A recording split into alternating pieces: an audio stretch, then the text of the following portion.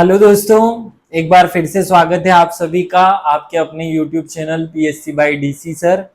इस चैनल पर सोशियोलॉजी के 4 यूनिट समाप्त कर ली हमने। एक छोटा सा पॉइंट रह गया था, आयु और लिंग संरचना। 10, 15, 20 मिनट का छोटा सा वीडियो होगा जिसमें हम इस टॉपिक को भी कवर कर लेते हैं। चलिए शुरू करते हैं बिना बातचीत किए। सबसे पहले भगवान श्री गणेश का नाम ले लें, श्री गणेशाय नमः बोलते हुए और मेरे शिक्षक को याद करते हुए, श्री सुरेश पटेल सर को याद करते हुए आगे बढ़ते हैं। इस पूरे सिलेबस में 4 यूनिट में पूरी तरह कंप्लीट करा चुका हूं। किसी भी स्टूडेंट को कहीं भी पैसे खराब करने की, पैसे खर्च करने की जरूरत नहीं है। कंटेंट उपलब्ध कराने की बात थी, मैंने आप सबको नए सिलेबस के according point to point, word to word 64 lectures में 64 अलग अलग वीडियोस में सब कुछ अवेलेबल कराया है। मैं दावे के साथ कह सकता हूं कि इससे बाहर आपका सिलेबस नहीं जाने वाला है। बात रहेगी आंसर राइटिंग की, तो मैं आप सभी के साथ खड़ा हूं। आप सभी को बहुत अच्छे से आंसर राइटिंग की प्रैक्टिस कराऊंगा। इस बार क्योंकि सिलेबस नया था, आंसर राइटिंग प्रैक्टिस करने का समय ज्यादा नहीं मिल सका, इसलिए इस मेंस के जो स्टूडेंट है उन्हें बहुत अच्छे से मैं तैयारी नहीं करा पाया। लेकिन मैंने अपनी तरफ से सोशियोलॉजी का कंटेंट उपलब्ध कराने की बात की थी, जो 4 यूनिट का पूरा कंटेंट मैं आप सभी को दे चुका हूं। ये लास्ट पॉइंट है आयु और लिंग संरचना, जिसे इस वीडियो में हम जल्दी से कवर कर रहे हैं। चलिए शुरू करते हैं। सबसे पहले कॉन्सेप्ट रूप में हमें समझना है कि आयु संरचना और लिंग संरचना, दो शब्द पूछे गए हैं, आयु संरचना और लिंग संरचना। ये होता क्या है, ये क्या कॉन्सेप्ट क्या है, क्या कह रहा है, क्या कहना चाहता है ये कॉन्सेप्ट। आयु संरचना का बेसिक कॉन्सेप्ट जुड़ा हुआ इस बात से है कि भारत में जो कुल जनसंख्या है उसमें किस किस वर्ग के कितने कितने लोग होते हैं, किस किस वर्ग की कितनी जनसंख्या है। जैसे बच्चों की जनसंख्या कितनी है, जैसे जो युवा है उनकी जनसंख्या कितनी है, जैसे जो वृद्ध हैं उनकी जनसंख्या कितनी है। इन्हें हम क्या कहते हैं, आयु वर्ग। क्या कहते हैं, आयु का एक वर्ग। देखिए, आयु के अनुसार जब हम छोटे छोटे समूह बनाते हैं, वर्ग शब्द का मतलब होता है समूह, तो जब आयु के आधार पर हम छोटे छोटे समूह बनाते हैं तो उसे आयु वर्ग कहते हैं। तो आयु के अनुसार हमारे देश में 3 प्रकार के वर्ग प्रचलन में हैं, बच्चे, बड़े और बुजुर्ग। इस तरीके से हम बाइफरकेशन करते हैं। आम धारणा यही है, समाजशास्त्रीय धारणा भी यही है। तो आयु के आधार पर हमारे देश में, या आयु के जब वर्गों में हम विभाजन करते हैं तो उसकी संरचना कैसी है, किस वर्ग में कितने लोग हैं, किस वर्ग में ज्यादा वृद्धि हो रही है, किस वर्ग में कमी आ रही है, इसको पढ़ने की जो मूल अवधारणा है उसे हम कहते हैं आयु संरचना। और यही बात जब हम स्त्री और पुरुष के आधार पर पढ़ते हैं तो उसे हम कहेंगे लिंग संरचना। तो चलिए आयु संरचना को समझ लेते हैं, ये क्या कॉन्सेप्ट है। भाई, आयु संरचना क्या होती है। किसी देश में जनसंख्या की आयु संरचना वहां की विभिन्न आयु समूह, देखो मैंने कहा ना वर्ग मतलब होता है समूह, तो किसी देश के विभिन्न आयु समूह के लोगों की संख्या को बताने वाली व्यवस्था को आयु संरचना कहते हैं। अर्थात जिस कॉन्सेप्ट से यह समझाया जाए कि किसी देश में किस आयु के लोग कितने हैं, उस चार्ट को, उस व्यवस्था को हम कहेंगे आयु संरचना। आगे बढ़ो। आयु संरचना का तात्पर्य जनसंख्या के विभिन्न आयु समूह के लोगों की आनुपातिक संख्या से है। अब यहां यूं मत समझना कि बोला जाए कि बच्चों की संख्या 14 करोड़ है, बुजुर्गों की संख्या 25 करोड़ है, युवा की संख्या 60 करोड़, ऐसे नहीं बोला जाता है भैया। यहां या तो 100 में से तीनों का अनुपात बोला जाएगा या तीनों का प्रतिशत बोला जाएगा। अनुपात के रूप में बताया जाएगा या प्रतिशत के रूप में बताया जाएगा। जैसे 100 में से 14% फलाना है, 28% फलाना है और बचा हुआ इतना इस वर्ग का है। जब हम इस तरीके से चीजों को प्रेजेंट करते हैं तो वह संरचना कहलाती है। आंकड़ों के रूप में जियोग्राफी में प्रेजेंट किया जाता है, यहाँ आंकड़ों के रूप में प्रेजेंट नहीं किया जाता, यहाँ उसके वर्ग के रूप में प्रेजेंट किया जाता है। अन्य शब्दों में इस बात को कहे तो जनसंख्या की आयु संरचना से तात्पर्य आयु समूह के अनुसार व्यक्तियों के वितरण से है। इसे आयु संगठन एज स्ट्रक्चर भी कहा जाता है। एग्जाम में अगर 2 नंबर में प्रश्न आ जाए एज संगठन या आयु संगठन किसे कहते हैं, तो आप आयु संरचना की परिभाषा लिख देना, वहां बिल्कुल सही होगा, कोई गलत इसमें हो नहीं सकता। आगे बढ़े। आयु संरचना जनसंख्या की एक आधारभूत विशेषता है। इससे पता चलता है कि किस देश की आबादी कितने लोग बच्चे की उम्र के हैं, कितने लोग कामकाजी उम्र के हैं और कितने लोग बुजुर्ग हैं। तो ऐसा बताने वाली तो इसकी विशेषता क्या हो जाएगी, इससे हमें किसी जनसंख्या के आयु समूहों का पता चलता है, उनके लाभ और हानि या उनकी क्षमताएं और उनके जो कमियां हैं वो पता चलती है। ऐसे हम विशेषताएं खुद बना सकते हैं। आगे बढ़ते हैं। आयु संरचना को प्रभावित करने वाले कितने कारक हैं, तो 3 कारक होते हैं भैया। आप याद रख लेना, किसी भी आयु संरचना को 3 चीजें प्रभावित की, पूरी दुनिया में यही कॉन्सेप्ट है। एग्जाम में अगर क्वेश्चन 2 नंबर में पूछा जाए आयु संरचना को प्रभावित करने वाले कारक कितने हैं, तो आंसर होगा 3। कौन कौन से हैं, तो सबसे पहले जन्म, दूसरा मृत्यु, या तो पैदा हुए, मर गए, और दूसरा एक स्थान से दूसरे स्थान पर प्रवास कर गए। तो ये तीनों चीजें जो है वो आयु की संरचना को प्रभावित करती है।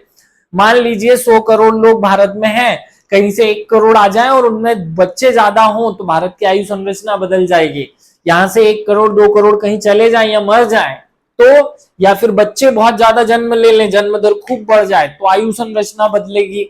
मृत्यु हो जाए तो आयु संरचना बदलेगी। एक स्थान से दूसरे स्थान चले जाए तो आयु संरचना बदलेगी। ये 3 चीजें ऐसी हैं जो आयु संरचना को बदल सकती है। इसके अलावा कोई कॉन्सेप्ट नहीं जो आयु संरचना को प्रभावित कर सके, इसलिए प्रभावित करने वाले कारक केवल 3 हैं। और आगे बढ़ते हैं। भारतीय जनसंख्या की आयु संरचना क्या है, ये क्वेश्चन बन सकता है सीधे 7 नंबर में। ये प्रश्न उठकर सीधे के सीधे आएगा। आपको पहले केवल आयु संरचना की परिभाषा को समझाना है और फिर भारत में जनसंख्या के 3 श्रेणियों में वर्गीकृत करते हुए भारतीय जनसंख्या को 3 वर्गों या 3 समूहों में बांटा जाता है। इस तरीके से आप आंसर लिखेंगे। पहला वर्ग है बच्चे, दूसरा है क्रियाशील या इसे हम प्रौढ़ वर्ग भी कहते हैं। 3 वर्ग कौन कौन से हैं, 3 वर्ग हैं बच्चे, फिर बूढ़े, और तीसरा है क्रियाशील या फिर कार्यरत वर्ग। 3 वर्ग हो गए। तो जो बच्चे उनको जनसंख्या, देखो जियोग्राफी में अलग कॉन्सेप्ट होता है, वहां 14 वर्ष तक के बच्चे को बच्चा कहा जाता है। सोशियोलॉजी में 15 वर्ष को काउंट किया जाता है। याद रखना, बच्चा किसे कहेंगे, तो ऐसा व्यक्ति जिसकी उम्र 15 वर्ष से कम हो। अगर यही आप राजनीति शास्त्र पढ़ते होते तो वहां 18 वर्ष हो जाता है, क्योंकि वोट डालने की उम्र 18 है। यही आप मनोविज्ञान पढ़ते तो वहां 12 वर्ष हो जाता। अलग अलग सब्जेक्ट की अलग अलग मांग के हिसाब से एज उसकी अलग अलग निर्धारित होती है। ये आर्थिक रूप से निष्क्रिय होते हैं। तो असली में बच्चा किसे कहते हैं, वे व्यक्ति जो आर्थिक रूप से निष्क्रिय हैं उन्हें बच्चों की श्रेणी में लिया जाता है, क्योंकि भारतीय कानूनों के हिसाब से 14 वर्ष से कम उम्र का कोई बच्चा किसी काम को नियोजित नहीं किया जा सकता, इसलिए इस एज को 15 वर्ष रखा जाता है, यहां रखा गया है। अब दूसरा कार्यशील वर्ग, या इसमें प्रौढ़ भी आएगा। प्रौढ़ लोग जो 15 वर्ष से ज्यादा उम्र के हैं, जो कि किसी राष्ट्र की सामाजिक, आर्थिक और राजनीतिक प्रगति के लिए महत्वपूर्ण होते हैं, उनको कार्यशील वर्ग या युवा आबादी कहा जाता है। महत्वपूर्ण है, आपसे यही प्रश्न पूछा जा सकता है ना, कार्यशील या प्रौढ़ वर्ग या प्रौढ़ आयु किसे कहते हैं। तो हमारे यहाँ 15 से लेकर 45 तक के, वैसे तो 60 है ये, है ना, क्योंकि कानूनों में 60 वर्णन है, कि उम्र के लोगों को क्या कहा जाएगा, कार्यशील वर्ग कहा जाएगा। वृद्ध आयु, तो 60 से ऊपर वाले जितने भी हैं वो सब वर्ग हैं, में स्वैच्छिक आधार पर काम कर सकते हैं, लेकिन भर्ती के लिए इनके लिए जो है एज उपलब्ध नहीं होती। तो आयु संरचना भारत की क्या है ये आपसे पूछी जाएगी। अब कमेंट करके आप लोग इनकी जो वर्तमान में परसेंटेज है वो आप मुझे बताएंगे। मैं बताऊंगा तो आप लोग ज्यादा फटाफट नोट करके चले आएंगे। मैं चाहता हूं आप में से कोई मुझे ये बताए कि आज की तारीख में भारत में बच्चों का परसेंट कितना है, क्रियाशील एज कितनी है और वृद्धों की जनसंख्या कितनी है, ये आप बताएंगे मुझे। बच्चों और बुजुर्गों की निर्भरता अनुपात पर प्रभाव पड़ता है, क्योंकि इनकी ये उत्पादक शून्य होते हैं या शून्य उत्पादक लोग होते हैं, इसलिए आयु संरचना पढ़ाई जाती है, पढ़नी चाहिए। किसी भी देश की सामाजिक आर्थिक स्थिति का प्रेजेंटेशन जो है वो आयु संरचना के आधार पर होता है। भारत को विश्व का सबसे युवा देश क्यों कहा जाता है? क्योंकि यहाँ कार्यशील लोगों की संख्या 63% है।